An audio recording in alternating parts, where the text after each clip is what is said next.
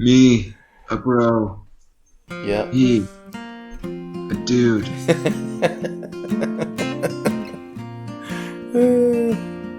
That's good stuff. All right. Let's try it. Okay. Welcome to the We Will Journey podcast. We're talking about faith and life as it happens, and not the glossy exterior we wish it was. What, man? What did I do wrong? I think you said it's because all the things I was thinking about before. But we can edit that. You got that part good. Oh. You got it good. Okay. Okay. All right. Okay, just... Now it's your turn. Good? Yeah. Wait. We're going to get under the surface.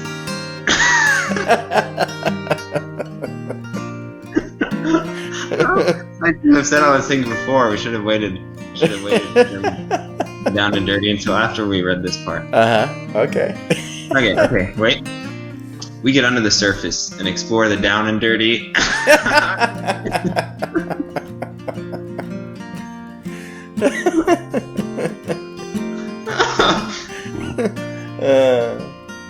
Okay. Maybe we should. It doesn't have to be word for word, right? No. I mean, I gave an interpretation. Okay. All right. We get under the surface and explore the down and dirty of life as it pertains to our beliefs, our relationships, politics, and absolutely everything else. Oh, there we go. That was good. All right. When I'm dead, laying in my coffin, all my friends all gather round. They can say I'm just sleeping, good Lord, the sweet peace I have found.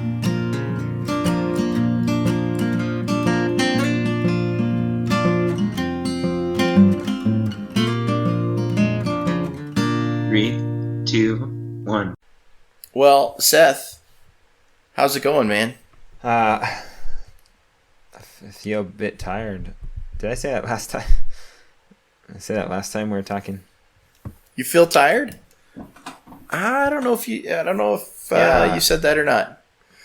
Last time we recorded, I was so concerned about what my microphone was doing that I maybe didn't hear much of what you said. I was preoccupied with my mic, and so hopefully today it'll be a lot better. Hopefully, did you actually check to see if it's working okay? Oh yeah, I was testing it before we talked, and then I was testing it afterwards also. So I honestly don't know what happened. Like, it was just like, I don't know if it was a connection or what, but something was going on with it. And after we were done recording, I played with it for a little while. I messed around with it and got it working good again. So I don't know what happened. Well, I mean, all things considered, it turned out okay, right? Maybe we recorded a conversation. It was not great. The conversation was fine, but my recording, I never got it to sound very good. But it's, I guess, legible. I mean, you could understand what I said. Yeah. I guess I don't know. As much as one would want to understand what one of us says at any given time. It's like, if you want to understand that, then you definitely could, yeah. Yes, if you're into that sort of thing. If you're willing to put forth a little effort and understand what we're talking about. But I mean, the only thing is, it's probably not the episode we'd send on to Oprah, so I feel like kind of we have to redo that. Because... Yes, we would not want Oprah to hear that episode. Mm-mm. Or would we? Because maybe she would be, it's like one of those, look at these poor souls trying to make it. Like, what gives you guys what gives you guys a motivation to get out of bed every day? How do you do it? Then we'd say, we would say, Oprah, that's what we need you to do for us. We need you to show us the way, Opie. She probably wouldn't like that nickname, Opie. That would be offensive to Oprah. Andy Griffith would like that, right? Yeah. Note to self: don't call Oprah Opie. Well, how do you know that? That's probably what her. That's probably what her man calls her. Oh, you think so? You think that might be kind of his little nickname or love pet name? Does your lady call Oprah? you Tylee? Opie. Oh, sorry. I've never said that out loud. Tylee? No, Tylee. No? No. People will call me Ty. Just Ty. They'll call me Ty. I will abbreviate Natalie's name to Nat sometimes. I'll just call her Nat. Yeah. And but yeah, I've never added like the Y sound to the end. Do you like the tie?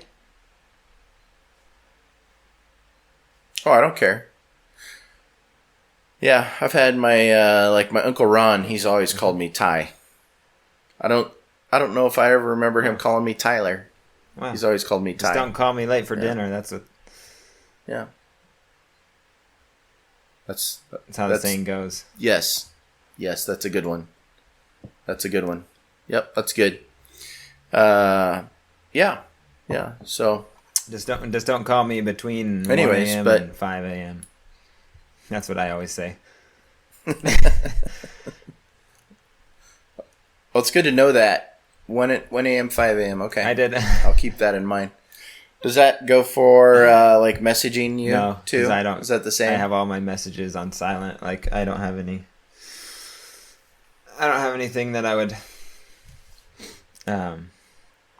that would disturb my slumber. So you can. Okay, good. Because I have sent you middle of the night messages you awake? before. Hey, you there? But hey, what's up? Oh. I've never done that. But I used to never do it, and then you have sent me a few kind of like in the middle of the night messages. And so I thought, well, shoot, if he can do it, I'll do it. You can do, I can do better. Actually. Yeah. Does that wake you up? If I've sent you a message in the middle of the night, does that wake you up? No. I do get a little ding. Turn that off, I get a little ding, yeah. Yeah. Turn it off. So. Can't do that. I can't deal with the ding anymore. So. No? Yeah. Yeah, I still get one. Yeah. Some nights I have it turned off. It's kind of if I remember to do it or not. But do you wait awake at night hoping that you hear a ding from a message from Austria? No? No. I have not done that. Not recently that I can think of.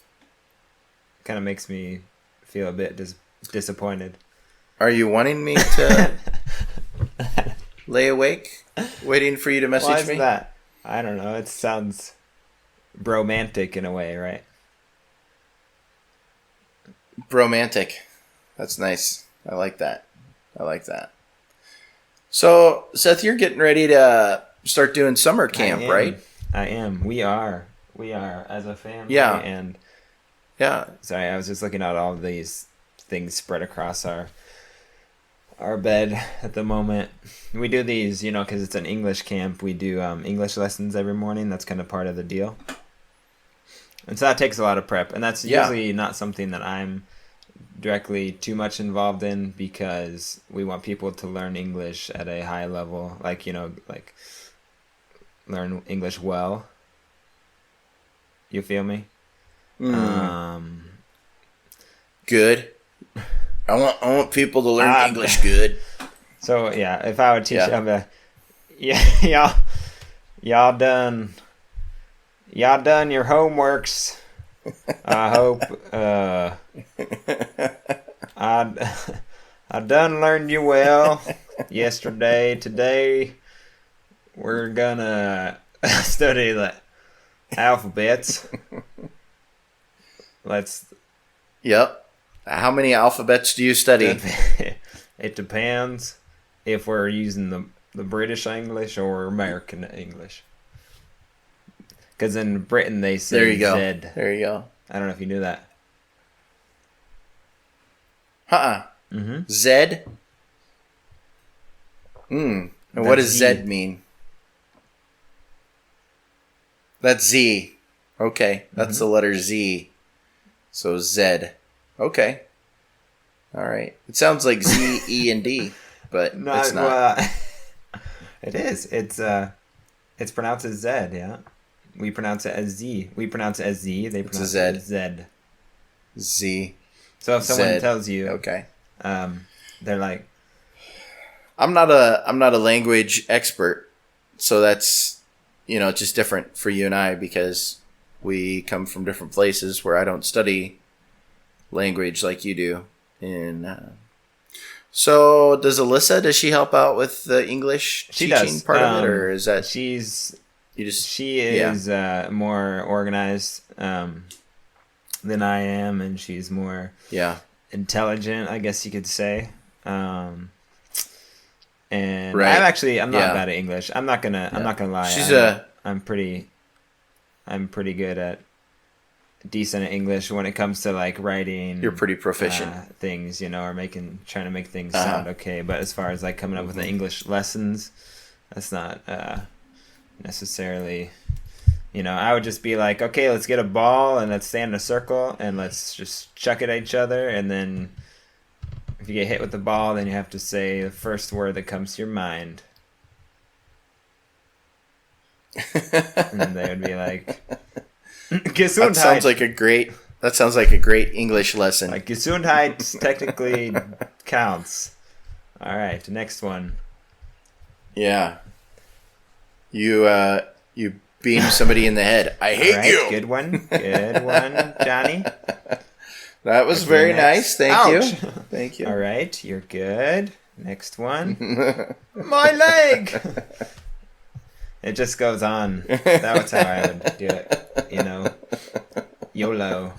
That sounds good. We have some people actually that are even nice. often learned in the realm of ESL,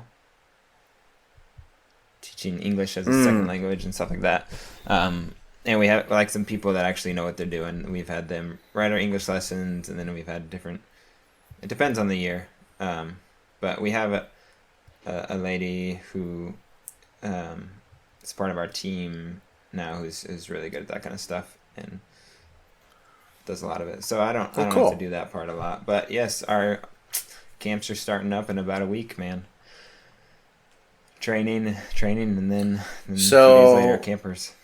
So you and I will probably not be putting out any podcasts for a little bit. Maybe until August, correct? Unless we knock a few out. I don't know. But possibly probably in the next week. Probably you got not. Some sermons maybe so on this or a sermon on the. Yeah, I can start posting maybe some more sermons. I have one that I haven't posted yet, and then actually we're moving. I'll be done with this book thing that we've been going through this week, and so it'll probably be a more traditional sermon going forward. Why don't you call up post, Dave Bain one of these days? Call Dave up and do a little recording with Dave. That'd be fun. That'd be a lot of fun. The Bain. Email. That's right, I said email. Seems like everybody's got one these days, even us. So if you want to get in contact with us or chat about the weather, you can shoot us an email at wewilljourney.connect@gmail.com. Look forward to hearing from you or reading from you.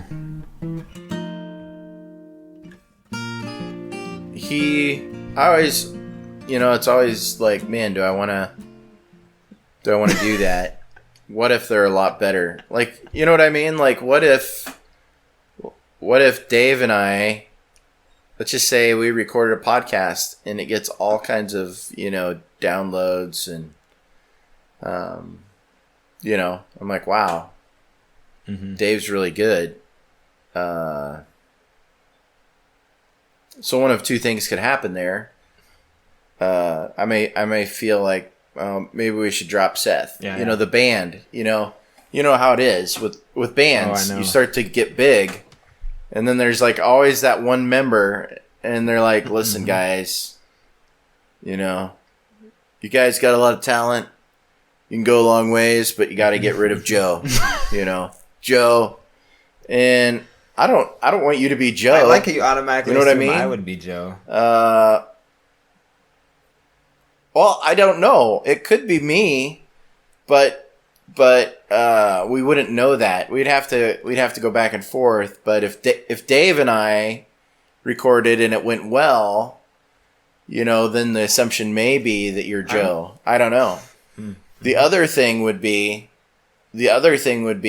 is then Dave could be like, "Oh, it's me. I'm the secret sauce, right? I'm the special ingredient."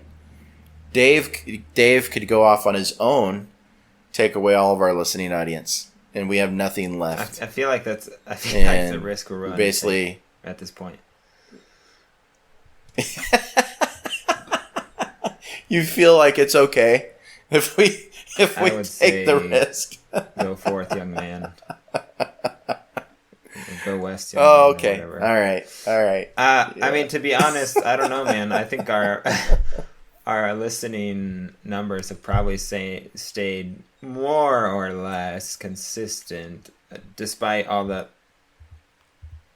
same amazing guests we've had. Like, even though we've had a lot of cool people that we talked to, I think maybe it's you. Yeah, maybe you're right. Maybe if it was just Dave by himself, or just some of these other people we've had on, then it would be really popular. If you just said like Jane Gilman and Dave Bain podcast featuring Tyler and Seth. Oh, there you go. Or whatever. James Fong with special guest Tyler Thiessen. Yeah. We have had, and we've kind of gone away from having guests. We don't do that as much Because anymore. of our insecurities. Because they've been really dynamic and good, and it definitely makes us feel a little insecure. Having really smart people on the podcast, it's intimidating, and so we've just kind of gone away from that, so we feel better about You don't ourselves. have to think as much, basically. because if someone has like a really incredible, deep theological point, then you have to like somehow come up with a follow-up question. Or like offer like a thought yes, on it. I read Exodus one time as well. Yeah. Jesus loves you. Yeah. And then it gets awkward. Yeah. We start throwing out the Sunday school answer. Is it Jesus? Is Jesus the right answer? Is it Jesus? The story, right? From the kid at Bible Sunday school. New Testament. Yeah. Are you trying to tell a story right now? You know the story where just continue? this kid is in Bible. He's in Sunday school, and the Sunday school teacher. Okay. She's like, okay, we're gonna do a bit of an exercise. I'm gonna describe something, and then you guys are gonna tell me what it is. And it's in Sunday school, and so she says, all right, okay, what I'm thinking of, it has like big teeth. It has little fluffy ears. It's got a long, fluffy tail. It likes to eat nuts. It lives in trees. Really fast, often reddish brown in color. Does anybody know what this could be? and you know, everyone's just totally quiet. And then one kid in the back is like, I kind of want to say squirrel, but Jesus?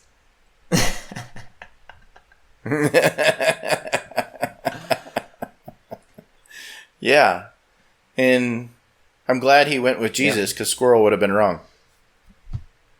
Yeah. I feel like that That though, would have been I mean, the I've wrong heard answer. that example or story a number of times, but I feel like just hearing that again makes me more confident to interview people who are smart. Because we can't really go wrong. Yep. No, we knew the answer was Jesus the whole time. But the thing that Sunday school teacher did, she made squirrel seem like it could be a logical answer. Tricky. Yeah. Yep. So, but she didn't throw us off, not for a second. We knew the answer was Jesus the whole time. Yeah. Well, Seth, that is exciting. About how many kids will you have this summer kind of run through the English camps? So as total? a team, we, in partnership with Austrians from all over and a couple Americans, we're going to run 4 weeks of camp at 2 different locations, and we'll have about 30 kids per week. So that's about 120 kids total, which is pretty exciting, you know, for something like this. I think it's, yeah. Anytime we have full, so that means like each week is full. That's the capacity that we have for the houses that we stay in. Yeah. And anytime we have 4 full weeks of camp, I think that's awesome. That means to me that God is working. You know, it's because we have a lot of returners, and you know me, right? So somehow, despite my best efforts, there's still kids wanting to come back, which means Nice. God must be at work, and I'm excited about it. Now, just to give us an idea here, Seth, a lot of these kids come from non-Christian backgrounds, correct? Yep. So out of those 120 kids, I mean, is there like a percentage of them that are from like maybe a non-Christian background? Yeah, so it sort of depends on the week. Sorry. What we do is we switch up, you know, the age groups. So for example, there's one high school week and the rest are middle school, or it'd be like, let me think. What is that? 6th to 9th grade, and then there's 1 week of like 9th to 12th grade. And so the older kids, a majority of them, probably 2/3, are going to be coming from more of a Christian background, because by the time they reach that age, they're most likely returners. So most of them have been coming to camp for a number of years, and a number of them, you know, may have met God, may have, you know, chose to follow Christ while they were at camp, and so that's kind of what has brought them back. The younger kids, then, you know, these 3 weeks, the other 3 weeks of camp we have, those are the, you know, 6th to 9th graders, or 12 to 15-year-olds. That's pretty mixed. So we'll have kids. It's probably, I would say, maybe 50 to 60% of the kids would be coming from a non-Christian background / family. Right.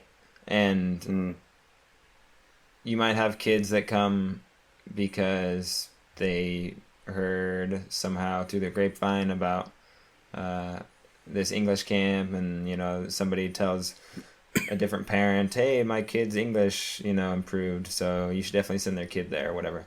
And then you'll have kids that just grow up kind of in this community around us, and they sort of know of these English camps because they've been going on for so many years, and they know they're a Christian-based camp, and so they send their kids. And then you have kids that want to come back because they got connected, however, and they loved it, so they come back year after year. And then we have kids who either are Christian or not Christian, and then they invite their friends because they love it so much. And so we've had like areas, for example, where there's even a lower percentage of Christians or almost no Christians, but yet we've had like this one valley, for example, where there's very, very, very, very few Christians. We've had like a group of middle school girls that have been coming because one got connected and then they started inviting her friends or whatever. And so that's really Right. exciting, you know, to have like these little connections to people, and then the challenge, what happens really with any ministry and any whether it's a camp or a retreat or a conference, is like the follow up, you know, and that's what we're kind of trying to do the best we can throughout the year, along with the churches and youth groups across Austria. We're, you know, so yeah, it's a big mix. Oh, it's really cool. And the draw for a lot of people is just their kids learning the English language. That's why a lot of people send their kids there. So the fact that it also happens to be a Christian camp is almost kind of insignificant for some people that send kids there, because they basically just want their kids learning the English language, and which also happens. So they learn the English language and they get to hear about the gospel message, which is pretty cool. Yeah, it's funny. We had a couple. So we had this brother and sister that first came like 3 years ago now, and they're coming back. Yeah, they're coming back like for their third year, and they got connected because I think somebody invited them to come. You know, they didn't have, one of their friends was going to come, and then he dropped out at the last minute, and they had no connection to anybody. They're not Christians, and they kind of ended up at this camp, you know, just because a friend invited them, and they just loved it so much and enjoyed, even though they weren't believers, they just enjoyed so much like the atmosphere and the fellowship and kind of the welcoming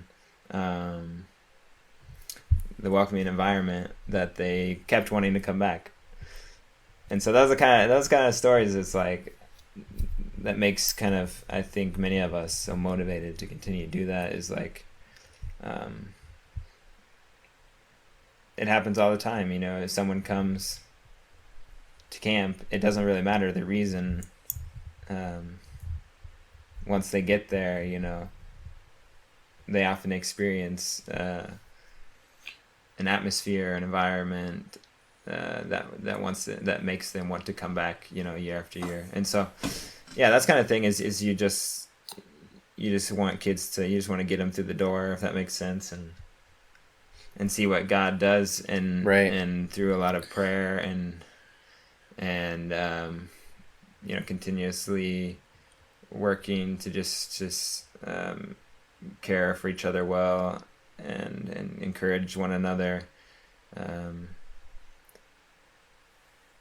Yeah, there's a lot of really cool things that happen, and there have been so many people that have been faithful and been putting these camps on for decades.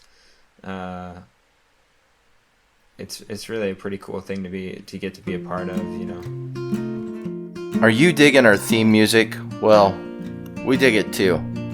You can check out more Jane Gilman music at our website, janegilman.com, or you can download some of her music to your playlist on iTunes.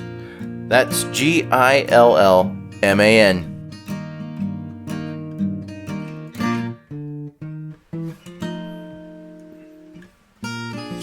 Well, it is cool. And I guess the other thing that I just was thinking about as you were talking, if you're listening and you're like, I've always wanted to go to Austria, maybe, in Germany. But I would also love to volunteer to camp. You guys are always looking for people to volunteer at these camps too, correct? If you love Christ and don't mind, or actually, should rephrase that. If you love Christ and love hanging out with teenagers, then it's a very, very cool opportunity. And we want to have we want to have native English speakers, and so that's what we have. At least probably half of our staff every year, if not more, would generally be coming from the States. This year and last year have been different, because of Corona. This year we have a few from the States. Last year we had nobody. We did still get a handful of native English speakers, but not like we would have liked to. Right. Yeah. Yeah. So, I mean, if you are interested, you could email us at wewilljourney.connect@gmail.com, and you could say, hey, Seth, next year I'd be interested in maybe helping out. So, and that's actually the whole reason why you're in Austria to begin with, is because you did that, right? When I was just baby-faced, fresh out of high school, lad, came here 2009 with a couple of friends, very kind of spontaneous, last minute. God provided the funds, and actually everything kind of just worked out really quickly, and I came here, and then that's kind of how I got connected with not only the camps but Austria and the people in Austria in general. And it's it's not just me. That's happened with a number of people actually, that they've come to camp, volunteered at camp, and then they've decided to come and live in Austria full time, or come and study in Austria for a semester, or come back to camp year after year. It's pretty cool. Yeah, that is cool. I had the opportunity to experience a retreat, which is a little different, but a lot of the same people, and just get to see what an awesome time it is for the kids and for the staff. And I had a lot of fun. You guys play some pretty rough football. I wasn't too interested in that. Especially with Dave out there, and knowing that he would look to unleash some damage on me. I had no interest in that. I was just like, nah, I'm good. Like, I'm definitely too old for this, and I want to enjoy the rest of my trip. I don't need an injury. Now, Dave is a little older than I am, I think, but he is just a beast of a man. Yeah, he's a beast of a man, and seemingly has no problem throwing his body around at other sponsors or teenagers. But you guys were playing snow football. It was a lot of fun. It was a lot of fun, and but man, it's just a beautiful setting. It's in the mountains. It's just picturesque. It's just really incredible. So yeah, it is. As you get pounded into the ground by Dave's stiff arm while he's running into the end zone, you can enjoy the view. Yeah, definitely. Have you ever tackled Dave? I would be interested. I don't think you could. Could you tackle Dave on your own? I could, because you'd go for the feet. That's why even these scrawny cornerbacks in the NFL are able to make tackles, because they learn how to do it at a young age. But I'm not wearing pads, and I don't really want my arm to get snapped in half just trying to make a tackle on someone who is granite, solid. Right. He's probably, 3 times your size? He's like 3 of you, right? Like that. I don't know. I would say Dave's probably like 3 of you. Maybe 2 of me. I don't know. He's not 2 of me, because I weigh maybe we weigh about the same, but that dude is just like a brick. You know, there's just he's a powerful man. Yeah, I don't necessarily try to do things. I don't in general. I love sports and I play a lot of sports, but I try to avoid putting myself on purpose in harm's way, if that makes sense. Some people, like, you know, we interviewed Joshua a while back. Like, he's somebody who's just like caution to the wind. He doesn't not care. Necessarily like that. He doesn't care. Yeah. As I get older, I think a lot more about all these little things because I, now have injuries that still bother me to this day. That just doing dumb things. Like I sprained my ankle one time playing basketball on a Fisher Price hoop with my boys, and I never sprained my ankle all through high school. Junior high school, played basketball all the time. Never really got hurt. And playing basketball on a Fisher Price hoop, I severely sprained my ankle, and it bothers me on a daily basis this day. So did you go to? It's been like 5 years ago. It's like 5-6 years ago. Whatever you call it, like rehab and stuff. Yeah. Physical therapy? No, they should have. What happened was there was some scar tissue, and I may get it worked on again. They may have to kind of re-injure it to fix it. Lovely. So, but yeah, it causes me significant pain some days. But so yeah, I'm very cautious about all these things. Like I don't need any more sprained ankles like that. Yeah, I was going to say actually before you said that basketball is kind of a nice sport because it's a sport you can mold as you get older. You can continue to play. You just change your game. I'm sure most of us have played. Like, I remember a couple years ago I played with my brothers like on this 3-on-3 tournament. We played against these guys who are like in their 60s, 70s, and they just like mopped the floor with us because the one guy. I mean, he was tall, but all I did was just like drain threes. You know what I mean? So that's the beautiful thing about basketball is like, you could go play against Larry Bird right now and he'd still be able to just shoot jump shots in your face all day. So that's why I'm kind of hopeful that as long as I can kind of try not to play too crazy, that I'll continue to be able to play and just kind of be a spot up shooter, because you just be an outside shooter, yeah. Even with your, even with your messed up ankle. Well, I could still do. I guess you would have to have been able to shoot in the first place. Just kidding. Yep. No, man. Yep. Well, I'm excited about. It's always kind of an exciting time for you guys to do the summer camp and just get to build relationships with all these kids. And it doesn't just stop there because you guys do like what I helped out with. You do some other retreats and different things where these kids can continue to kind of plug in. We actually just had a meeting about our fall retreat, which is kind of our kickoff for our senior high youth group. We've already kind of started planning that a bit, which we basically have to, especially with the summer schedule and me being gone and stuff.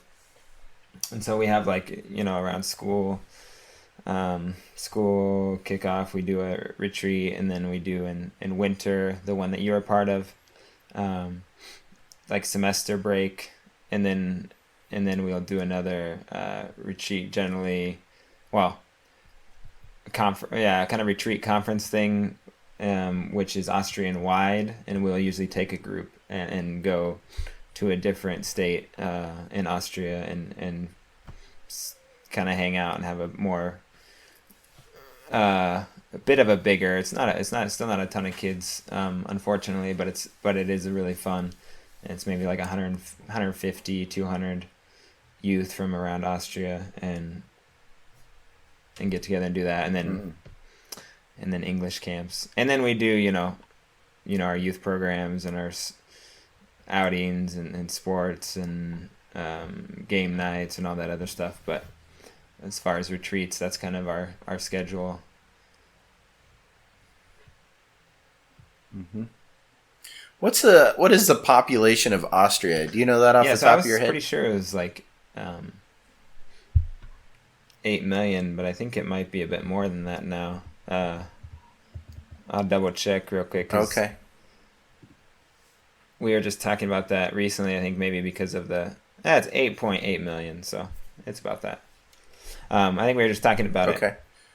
And it's a size, like what size of state? So it's actually about the size of what size? It's actually about the size of Nebraska as far as like square kilometers. It's about the size of Nebraska, but it's just very different in how it is laid out. Austria is like a panhandle. Sure. Or what do you say? Sure. It's a pan. It's like it has a skinny, handle, and then it broadens out. Whereas Nebraska is more of a chunk, like a puzzle piece. That's we have a panhandle in Nebraska, but it's like a fat panhandle, right? And Austria kind of gets pretty skinny to where you can, like, from where we live, like where I live, for example, I can get to Italy in a half an hour, and I can get to Germany in a little more than a half an hour. So so there's not a lot of space anymore when you get to this part of Austria. Pretty skinny. Right. Yeah. Well, that's cool. And the evangelical church is definitely a minority in Austria. So you have Catholicism, which is probably the majority as far as religion, or within the Christian faith, or I guess, yeah. But do you know, Seth, kind of like what the makeup is like Protestant? Just if you went from Catholicism to Protestantism, I can't even say the word Protestantism. Do you know what the breakdown is on that? You mean like percentage of how many people would belong to those? No. Categories? Yeah. So like of those 8.8 million, so I assume there's maybe a large percentage of people that would say no faith. And then you would have Catholicism. But do you know what the Protestant portion of that might be? Yeah, yes, and I mean, sort of. I know some stats that they're probably a couple years old now, but how it's broken down. The most recent things that I have in my mind is like still over 50% traditionally would be traditionally Catholic, which means similar to maybe, although probably less so than Italy, but kind of similar, that Austria is just a kind of a Catholic country in culture, whereas it's being Catholic is more tied to being Austrian than it is necessarily like a serious religious practice. And that's... So they may not be devout. They may not be devout. And a lot of people... Yeah. They would call themselves Catholic, but not devout. And even I would say, for the most part, the ones that are devout are probably the ones heading to retirement or older. You don't run into a lot of younger Catholics that are active, unfortunately. And so that's kind of the direction it's heading in Catholicism. And then Protestantism, is that what you said? Is that how you pronounce that? Yes, it's a hard word to say. It's a much smaller number. I think it's like a lot of T's. Like what we would say is like evangelical or whatever is less than 2%, or between okay, maybe between 0.5% and 2%, something like that. Hey guys, it's Seth. Some of you might be wondering, I wish there was a way to follow these guys and what they're up to. Well, I don't know if you heard about a little thing called the internet. That's right, if you check us out at twitter.com/WeWillJourney1, you'll be able to keep updated on what we're up to and maybe some future interviews or projects we're working on. Catch you later. Somewhere in that range. You have a few Lutherans, and then the Free Church has continued to grow, or I would say evangelicalism. I don't know. I know a lot of people. That word has kind of taken different forms in the States, maybe, or has changed a bit of its meaning, I guess, when people think of that. But it's probably the easiest way to describe it. People that go to maybe a more charismatic church, or like Baptist church, or evangelical, Free Church, those kind of denominations. That's going to be probably between 0.5% and 2% of the population. And then I want to say there's I could just check it again because I did not long ago, and but I don't know if it was updated. But I want to say then, the Muslim population I think is a bit more than that. And then Eastern Orthodoxy is 4%. Due to a lot of immigration. Okay, the Muslim population is due to a lot of immigration. Is that correct? Same with Eastern Orthodoxy. So this breakdown is back in 2018, one that I pulled up. So Catholic Church, like I said, it's about 55% would see as traditionally, and that's down almost 20% in the last 20 years. So that's pretty crazy. It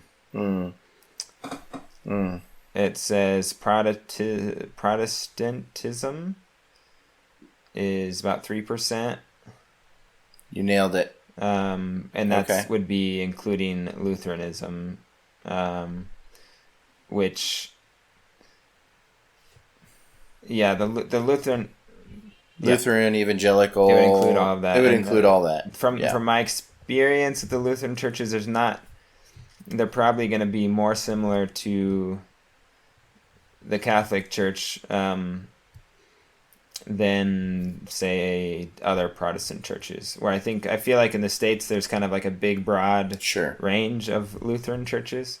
Even in my hometown, there's a bunch of different Lutheran churches that range in more traditional or more liturgical or more with kind of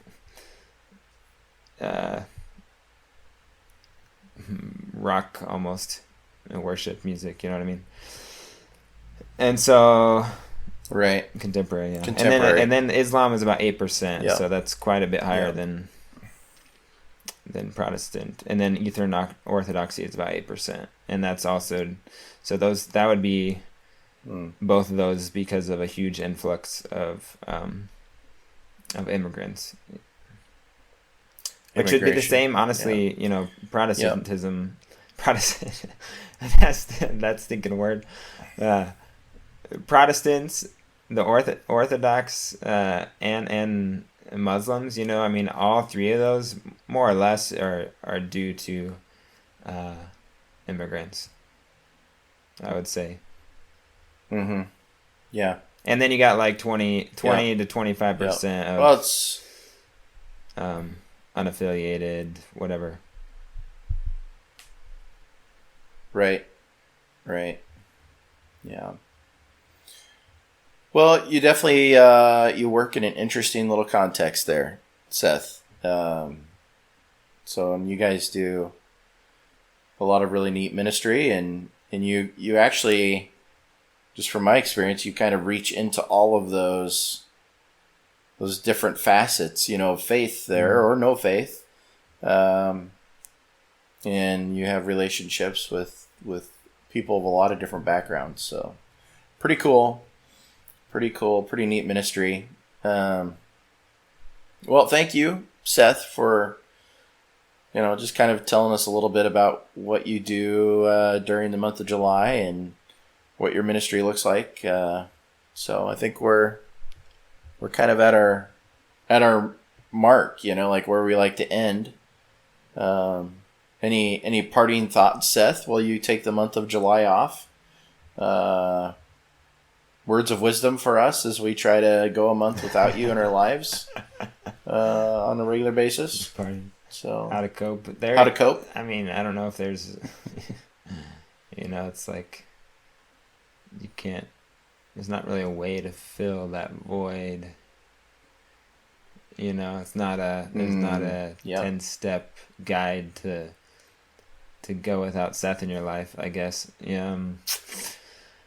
Man, yeah, I would say, just keep on keeping on, man. You're strong. You're strong. Okay, that's what. You're. I'll call Dave. Call Dave if you want a little more wisdom and knowledge and humor. Yeah. Right. No, I'm.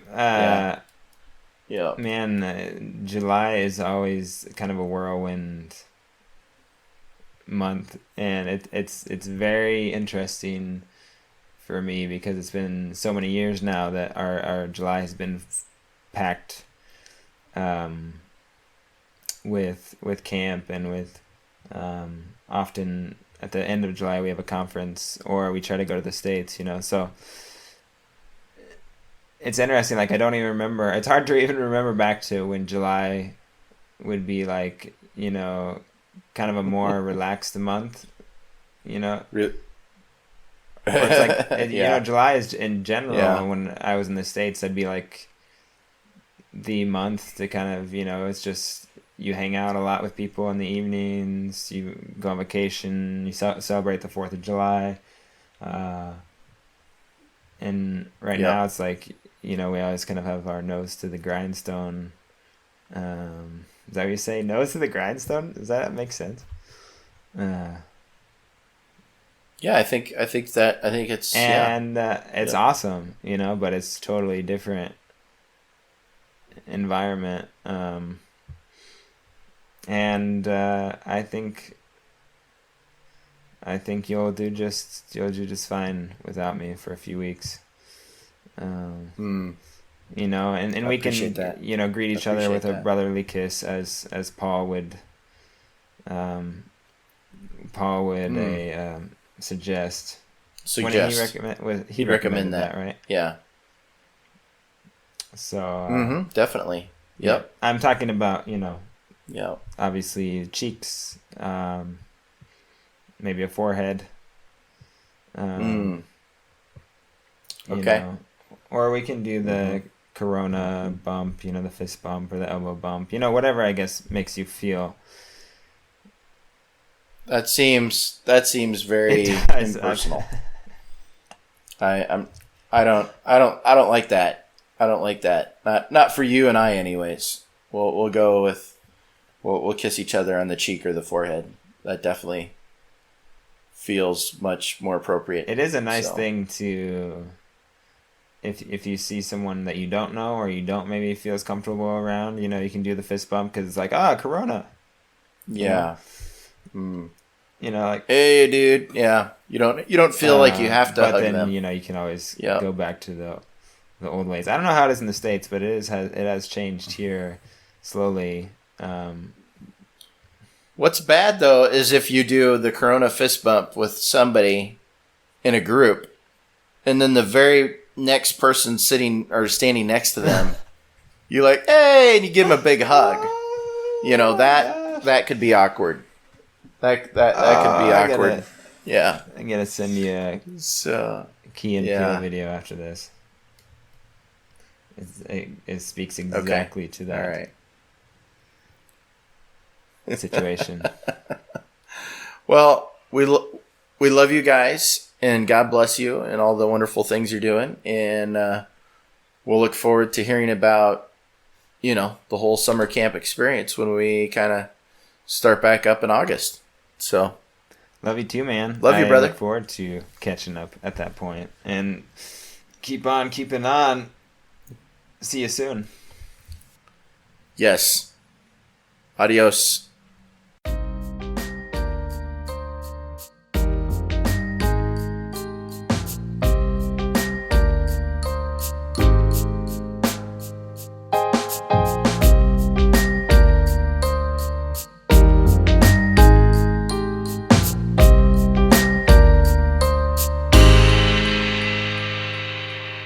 The mystery of oceans deep, the colors of the sky and trees, the endlessness of universe could never be explained. The closest look at molecules, the forest sight at mountaintops, the thought of steps at strangest stars beyond the human mind. Monkey man and machine, monkey man and machine. This is all I came here to see.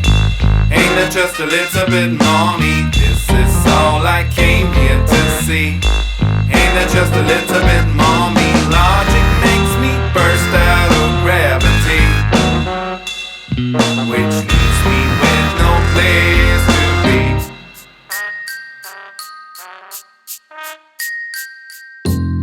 The deepest breath with stubborn hope, the truth inside the wildest dream. Believing in reality was written in the code. The sweetest kiss of lovers' lips, the penetrating view of hearts. The universe of being me was made in you, my life. Monkey man and machine, monkey man and machine. This is all I came here to see. Ain't that just a little bit mommy? This is all I came here to see. Ain't that just a little bit mommy? Logic makes me burst out of gravity, which leaves me with no place to be.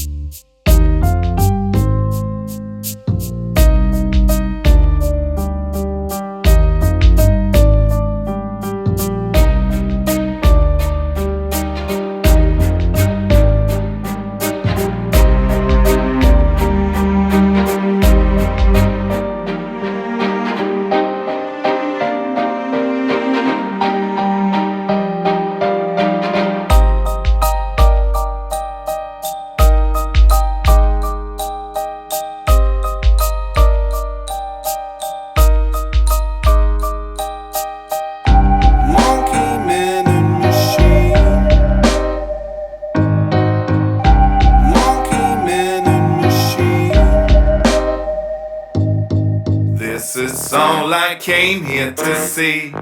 Ain't that just a little bit mommy? This is all I came here to see. Ain't that just a little bit mommy? Logic makes me burst out of gravity. Logic makes me burst out of gravity. Logic makes me burst out of gravity, which leaves me with no place to be.